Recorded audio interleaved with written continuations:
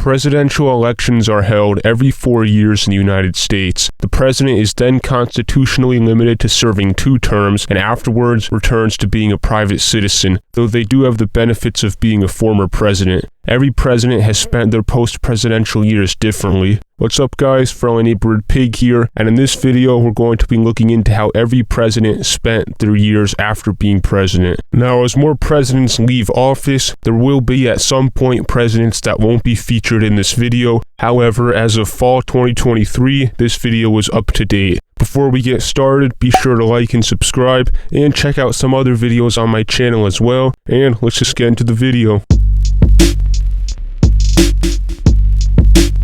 George Washington was the first president of the United States, serving 2 terms from 1789 to 1797. After leaving office, he went back to his plantation in Virginia, Mount Vernon, which at the time was around 8,000 acres. There he hoped to spend the rest of his life occupied in rural amusements. Upon returning, he began renovating his estate there and woke up early to spend the day tending to the farm. During this time, he started a whiskey distillery there, which by 1799 had produced 11,000 gallons. Throughout Washington's retirement, Mount Vernon received hundreds of visitors, many being ordinary citizens that wanted to meet the first president. He was unable to stay out of politics completely, one instance being due to escalating tensions between the United States and France. Though France had been an ally of the United States during the American Revolution, the relationship was now declining, leading to what was known as the Quasi-War, an undeclared naval conflict between the 2 countries that lasted from 1798 to 1800. One of the reasons for this was America beginning to normalize its diplomatic relationship with Britain through the Jay Treaty.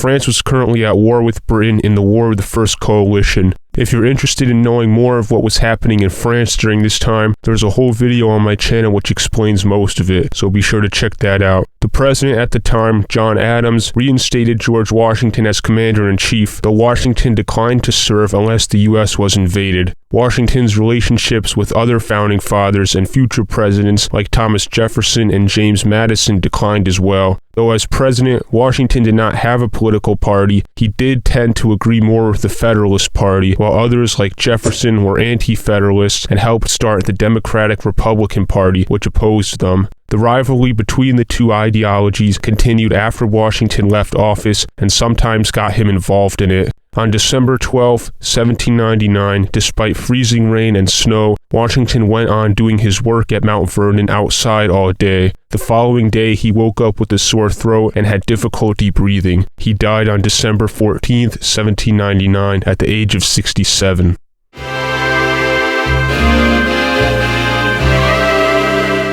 After serving as Washington's vice president, John Adams did 1 term as president from 1797 to 1801. After losing re-election to his vice president and friend Thomas Jefferson, Adams returned to his home in what is now Quincy, Massachusetts. He wrote a lot during this time, publishing many books and columns on various subjects. After leaving office, John Adams and Thomas Jefferson did not speak to each other again until 1812, when they resumed their friendship through writing letters to each other, which continued until their deaths in 1826. On July 4, 1826, the 50th anniversary of the Declaration of Independence, John Adams died at the age of 90. His last words were reported to be, "Thomas Jefferson survives," as he was unaware that Jefferson had died just a few hours earlier.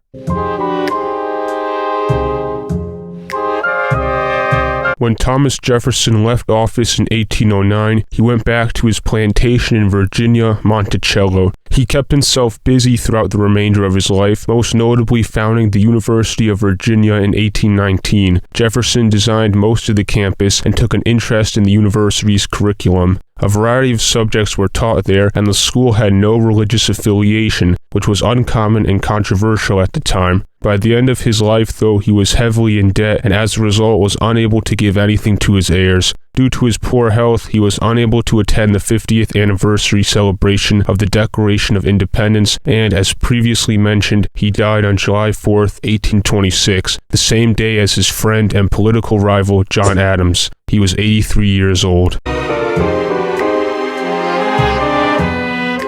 James Madison was president from 1809 to 1817. after he too returned to his plantation in Virginia. Following the death of Thomas Jefferson in 1826, Madison succeeded him as the head of the University of Virginia. He was not as involved in politics in his later years, though he voiced his opinion on certain issues, and in 1829 was a representative at the Virginia Constitutional Convention that occurred that year. He also was a founding member and eventually president of the American Colonization Society, a group that sought to relocate former enslaved people to Africa. On June 28, 1836, when he was 85, Madison died due to complications from his poor health.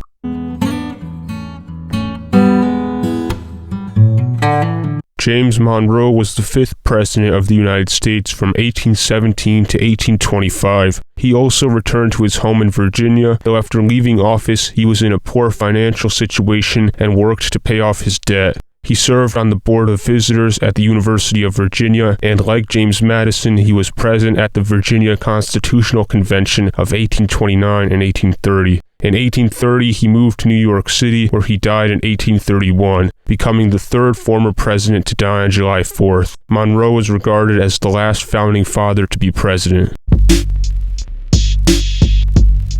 Like his father, John Quincy Adams only served one term as president. After leaving office in 1829, he was elected to Congress in 1830 and served as a representative from Massachusetts until his death in 1848. In 1833, he unsuccessfully ran for governor of Massachusetts as a candidate from the anti-Masonic Party. Throughout his career in Congress, Adams opposed slavery and the annexation of Texas and supported the establishment of the Smithsonian Institution. He died on February 23, 1848, after having a stroke on the House floor in the U.S. Capitol building on February 21st.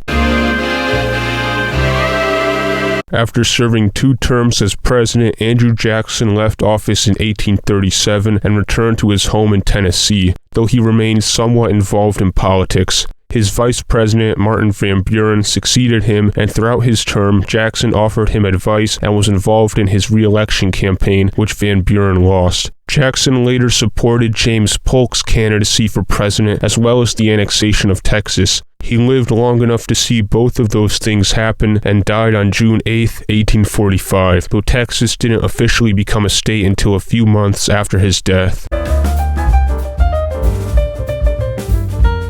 After losing re-election, Martin Van Buren returned to his home in Kinderhook, New York in 1841. He continued following politics. At the time, one of the largest political issues was whether Texas should join the United States, which Van Buren was against.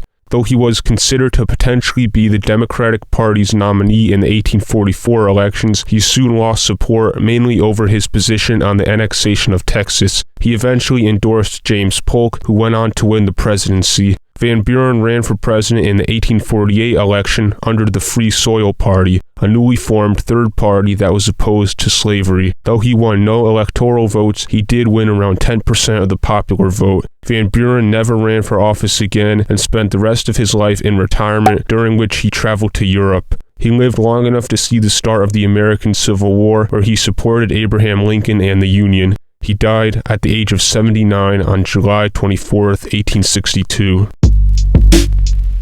The next president, William Henry Harrison, died of pneumonia on April 4, 1841, 1 month into his term. He was the first president to die while in office.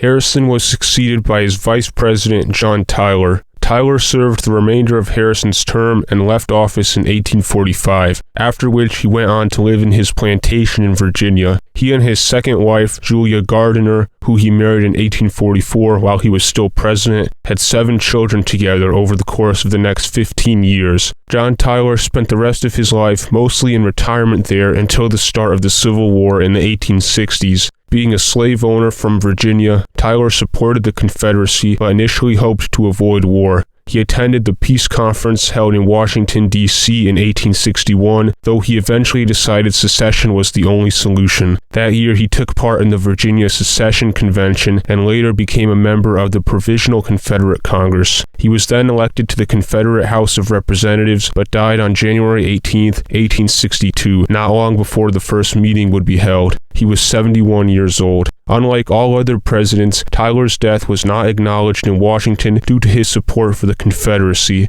The New York Times reported his death, saying, "He ended his life suddenly last Friday in Richmond, going down to death amid the ruins of his native state. He himself was one of the architects of its ruin, and beneath that melancholy wreck his name will be buried, instead of being inscribed on the Capitol's monumental marble as a year ago he so much desired." The Confederate government gave him a large funeral in Virginia, where his coffin was covered with a Confederate flag. Upon being elected in 1845, James Polk pledged to serve only one term, which was completed in 1849. After, he traveled throughout the southern United States, ending in Nashville, Tennessee, where he had recently purchased a home nearby. His time there was short as his health declined, and he died on June 15, 1849, at the age of 53, just 3 months after leaving office. Zachary Taylor died a little over a year into his term on July 9, 1850, due to poor health. Millard Fillmore was president from 1850 to 1853. Shortly after, on March 30, 1853, his wife Abigail died. About a year later, in July 1854, his 22-year-old daughter died from cholera. Being upset at the loss of his family members, their deaths may have contributed to Fillmore getting back into politics as a way to distract himself. He ran for president in 1856 under the American Party, also called the Know Nothing Party, as its members were told to say they know nothing when asked about the party. This party was against immigration, particularly from Catholics, and though Fillmore did not agree with everything they believed in, he still ran in the election as their candidate that year, finishing with around 20% of the popular vote and 8 electoral votes. After losing the election, he did not pursue his political career any further and eventually remarried in 1858 and retired in Buffalo, New York. During the Civil War, Fillmore supported the Union, and while he was too old to fight, he did lead a unit in the New York militia called the Union Continentals, whose purpose was to prepare to defend Buffalo in the event of a Confederate attack. He died on March 8, 1874. After Franklin Pierce left office in 1857, he mostly retired to his home in New Hampshire, though he did spend some time traveling. While Pierce supported the Union during the Civil War, he was very critical of Abraham Lincoln and generally opposed the war, and to an extent blamed the northern states for causing it. When Lincoln was assassinated, an angry mob came to his house, but Pierce was able to calm them down by giving a speech. By the late 1860s, his health began declining, mainly due to his drinking problem, and he died on October 8, 1869. From 1857 to 1861, James Buchanan was president. After the presidency, Buchanan retired to his home in Pennsylvania, and the Civil War started not long after. Many blamed his presidency for helping to start the war, though Buchanan committed himself to supporting the Union and defended his actions as president. In 1866, he published a book to explain and defend himself, titled Mr. Buchanan's Administration on the Eve of Rebellion. After this, he was mostly absent from public life and died on June 1, 1868, at 77 years old. Abraham Lincoln was assassinated on April 15, 1865, a little over a month into his second term. Andrew Johnson served the remainder of Lincoln's term. He became the first president in U.S. history to be impeached, but was acquitted in the Senate and able to remain in office. When he left office in 1869, he went to his home in Tennessee and stayed involved in politics. He unsuccessfully ran for the Senate in 1869 and lost another election in 1872 for House of Representatives. He ran for Senate again and won in 1875. However, he died later that year on July 31st, just a few months into his term. Ulysses S. Grant was president from 1869 to 1877. Soon after, he began a 2-year-long journey traveling around the world and met with various heads of state and important people. The tour helped the United States' international reputation, and Grant was well received everywhere he went. He returned to the United States in 1879. He attempted to get the Republican nomination for president in 1880, but lost to James Garfield, who he later supported. Grant had much of his money in a firm run by his son, Ulysses Grant Jr., and Ferdinand Ward, known as Grant and Ward. Ward operated it as a Ponzi scheme, and when it went bankrupt in 1884, the former president, as well as many others, lost their money. Around this time, Grant learned that he had throat cancer and did not have much time left to live. Due to his financial troubles, he realized he barely had any money to leave his family, and so he began writing to earn money. The publishing company, the Century Company, offered him a deal to publish his memoirs, but his friend Mark Twain intervened and offered him a better deal where he would make more money. Grant spent the rest of his days writing his memoirs and died on July 23, 1885, shortly after they were completed. The personal memoirs of Ulysses S. Grant went on to be a big success, both critically and commercially. Rutherford B. Hayes committed to serving one term as president, which ended in 1881. Afterwards, he returned to his home in Ohio. Hayes remained active throughout his retirement, advocating for many different causes, such as prison reform and universal access to education. He served as a trustee at Western Reserve University, Mount Union College, Ohio Wesleyan University, and Ohio State University. He was also involved with the Slater Fund, which helped finance education for Black Americans in the South, and he was a part of the Military Order of the Loyal Legion of the United States, a group started by Civil War veterans, which Hayes was. He died on January 17, 1893. James Garfield became president on March 4, 1881, but was assassinated a few months later and died a little over 2 months after the shooting due to infection on September 19, 1881. Chester Arthur served the rest of Garfield's term until 1885. After being president, Arthur hoped to resume being a lawyer and went back to his home in New York City. However, his health continued to decline and he died on November 18, 1886. Grover Cleveland was the 22nd president from 1885 to 1889 when he lost to Benjamin Harrison. Following his defeat, he moved to New York City to practice law and initially did not involve himself with politics. He eventually did start criticizing his successor and defeated him in the 1892 elections to become president again, becoming the first, and as of making this video, the only president to serve non-consecutive terms. Cleveland won the popular vote in all 3 elections. From 1889 to 1893, Benjamin Harrison was president. After losing re-election, he went back to living at his home in Indianapolis, Indiana. His wife had died during the election, and Harrison remarried in 1896 to Mary Scott Lord Dimmock. The two had 1 child together. During his retirement, he gave a number of speeches, including lecturing at Stanford University. A series of his speeches and writings were published in 1901 in a book titled Views of an Ex-President. Harrison also served on the Board of Trustees at Purdue University, and in 1898, he provided legal representation to Venezuela in a border dispute with Britain. He died on March 13, 1901, at the age of 67. Grover Cleveland was president again from 1893 to 1897. After his second term, Cleveland retired to his home in New Jersey. He served as a trustee at Princeton University and wrote a series of political commentaries and essays, though he refused to run for office again when others in his party wanted him to. He died on June 24, 1908.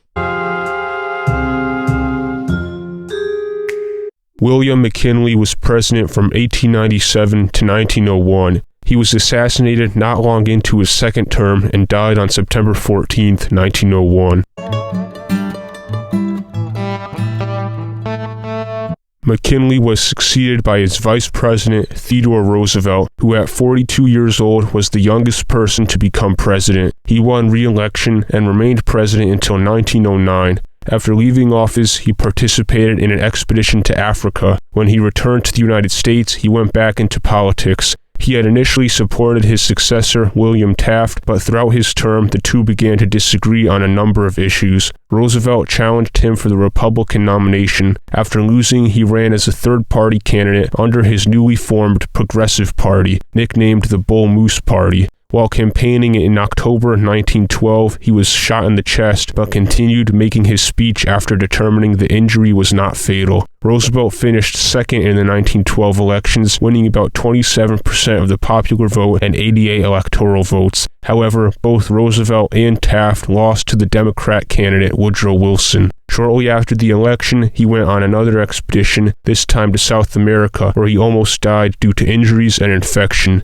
Around the time he returned to the United States in 1914, World War I was beginning. Roosevelt strongly supported the Allies and was critical of Wilson for staying out of the conflict and being neutral. Eventually, the U.S. did join the war, and Roosevelt volunteered to lead a regiment but was rejected by the U.S. government. He continued making speeches to help support the war effort, and all 4 of his sons served in the military. His youngest son, Quincy, was killed in battle at 20 years old. His death upset Roosevelt, and some say he never fully recovered from it. Throughout his life, he was also a prolific writer and published many books. He died on January 6, 1919, at 60 years old. After losing re-election, William Taft left office in 1913 and went to teach at Yale University. There he gave lectures and speeches and also wrote many books as well, like Popular Government in 1913 and Our Chief Magistrate and His Powers in 1916. He was also a member of the League to Enforce Peace, an organization that advocated for peace and the League of Nations. In 1921, President Warren G. Harding appointed Taft to the Supreme Court, something he had been interested in for a while. He served as the Chief Justice until February 1930, when he resigned because of his declining health. A month later, on March 8, 1930, Taft died at the age of 72.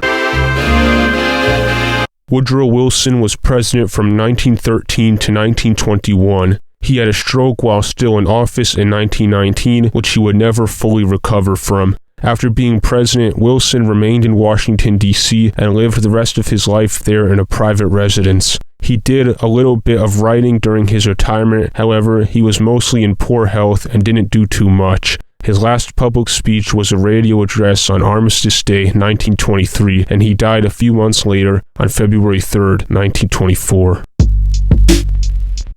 Warren G. Harding was president for around 2 years and died of a heart attack on August 2, 1923, while still in office.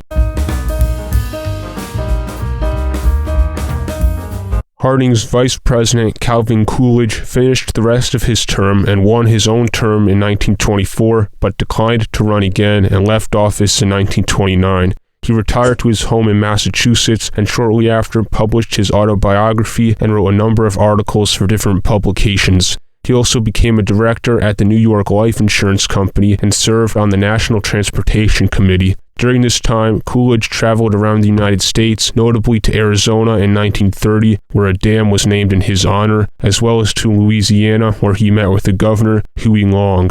He died on January 5, 1933.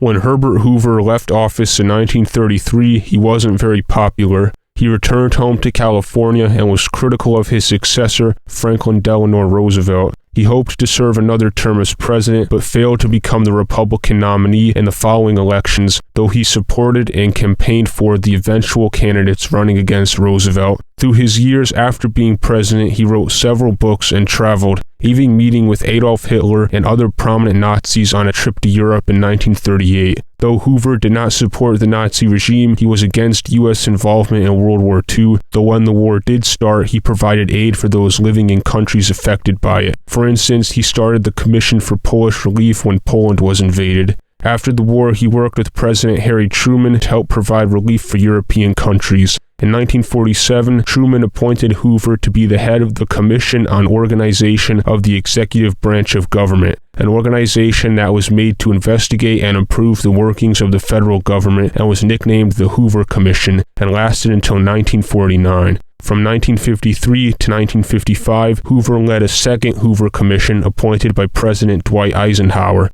Hoover would also offer advice to President John F. Kennedy, and the two had a good relationship. Throughout the years, his popularity and reputation improved, and the remainder of his life was spent being involved with philanthropy and humanitarian causes, as well as remaining somewhat active in politics. He died on October 20th, 1964, at the age of 90. Franklin Delano Roosevelt was the only president to be elected to more than 2 terms. He first became president in 1933 and served until his death on April 12, 1945, not long into his 4th term. Afterwards, the 22nd Amendment was passed, officially limiting presidents to 2 terms.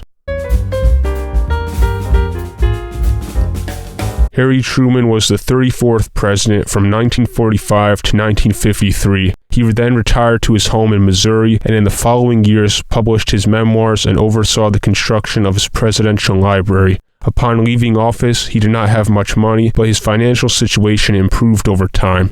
He remained active, hosting visitors in his presidential library, giving speeches, making appearances and traveling, and writing. He signed a contract to help produce a television series about his presidency called Decision: The Conflicts of Harry S. Truman, which began airing in 1964, and in 1965 he was awarded Outstanding Television Personality of the Year by the American Editors. On his 80th birthday in 1964, he visited Washington and gave a speech on the Senate floor. His health eventually began to deteriorate, and he started spending more time at his home. He died on December 26, 1972. After serving 2 terms, Dwight Eisenhower left office in 1961 and retired to his farm near Gettysburg, Pennsylvania. Though he was retired, he remained involved in politics, offering advice to Presidents Kennedy and Johnson. Before becoming president, Eisenhower resigned his position as General of the Army, but his rank was restored in a bill signed by President Kennedy in 1961. In 1967, he published his memoirs titled At Ease: Stories I Tell to Friends. Eisenhower lived long enough to see his vice president, Richard Nixon, be inaugurated as president on January 20th, 1969. However, he died a few months later on March 28th of that year. John F. Kennedy was assassinated on November 22, 1963, towards the end of his first term. Lyndon B. Johnson was president from 1963 until 1969. After being president, Johnson returned to his ranch in Texas, where he spent the rest of his life in retirement. His memoirs were published in 1971, and he oversaw the construction of his presidential library. Though he mostly kept to himself, he did have a big media interview with Walter Cronkite on January 12, 1973. He died about a week later on January 22nd. Richard Nixon left office on August 9, 1974, after becoming the first and so far only president to have resigned. About a month later in September, then-President Gerald Ford pardoned Nixon for any crimes he committed or may have committed. Nixon took the advice of his advisors and accepted it. He returned to his home in California, where he lived for a while until moving to New York City in the 1980s. When he left office, he was fairly unpopular throughout the country and in a bad financial situation. In addition to this, he also began having health problems and was hospitalized later that year. After he recovered, he began to try and improve financially and fix his public image. He participated in a series of TV interviews in 1977 and in 1978 published his memoirs. He also began traveling around the country and the world, notably to China in 1976 and in 1985, where he visited China again, as well as countries like Britain, South Korea, and Japan, and met with many world leaders. He also met with Soviet leader Mikhail Gorbachev in 1986 and reported about it to President Reagan. He gained respect and praise for his knowledge of politics and foreign affairs and gave many speeches, wrote several books, and oversaw the establishment of his presidential library. His reputation had largely improved for the most part by the time he died on April 22, 1994, at 81 years old. Gerald Ford was president from 1974 to 1977. Having been nominated to be vice president after the resignation of Nixon's vice president Spiro Agnew in late 1973 and failing to get reelected as president in 1976, Ford left office in 1977, being the only president never to be elected by the Electoral College. After being president, Ford spent the rest of his life mostly in retirement, though he remained active traveling, giving speeches, interviews, and writing books. Ford was among the first former presidents to monetize their position by getting paid large amounts of money to give speeches, something virtually every president has done since. He received criticism for doing this, along with serving as a board member on multiple different companies. Ronald Reagan considered having Ford be his vice president during the 1980 elections, but ultimately it did not work out. In 1999, he was awarded the Presidential Medal of Freedom by President Bill Clinton. Following the 2000 election, he took part in the National Commission for Election Reform, along with former President Jimmy Carter. Throughout the years, he also enjoyed golf and skiing. Gerald Ford died December 26, 2006. Jimmy Carter was president from 1977 to 1981. He has remained active throughout the years, even commentating on politics and his successors, most recently endorsing Joe Biden in the 2020 elections. He has also offered to assist President Donald Trump in dealing with North Korea, having visited there in the 90s to talk with their leader at the time, Kim Il-sung. He has also traveled a lot and been involved in charity and humanitarian work. He started the nonprofit Carter Center in 1982 and has been involved with the group Habitat for Humanity, which provides housing around the world. In 2002, he was awarded the Nobel Peace Prize. He has dedicated most of his life to public service, and at the time of making this video, he is 99 years old and has been out of office for over 40 years, making it currently the longest post-presidency.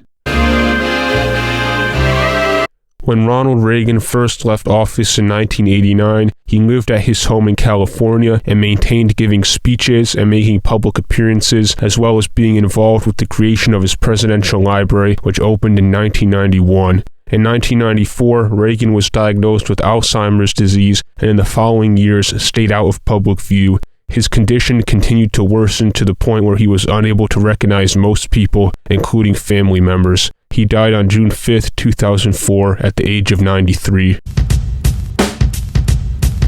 After serving 8 years as Reagan's vice president, George H.W. Bush was elected president and served one term from 1989 to 1993. After he returned to his home in Texas and also spent time at the Bush family summer residence in Maine. He has throughout the years done many public appearances, volunteer work, and charity both around the world and in his community, even partnering with and forming a friendship with Bill Clinton, who had defeated him in the 1992 elections. He supported his sons when they were elected to political office. George W. Bush was governor of Texas from 1995 to 2000, and Jeb Bush was governor of Florida from 1999 to 2007. George W. Bush was later elected president in 2000, marking the first time since John Quincy Adams when a former president's son was also elected. George H.W. was also supportive of Jeb Bush's 2016 presidential run. He died on November 30, 2018. At 94 years old, he was the oldest former president for a short time before being surpassed by Jimmy Carter in 2019.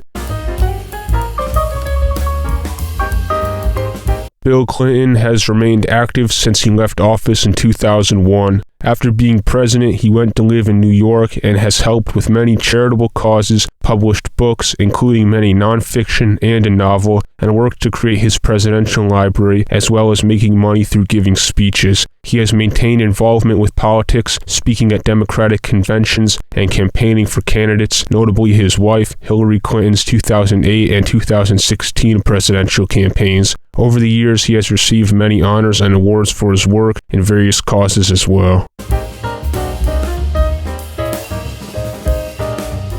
Since his presidency ended in 2009, George W. Bush retired to his home in Texas. He has since given occasional public appearances, interviews, and speeches, and helped with various causes. The George W. Bush Presidential Library and Museum opened in 2013. He has also published multiple books and has started painting as a hobby. Though he left office with low approval ratings, his image has begun to improve in the years since.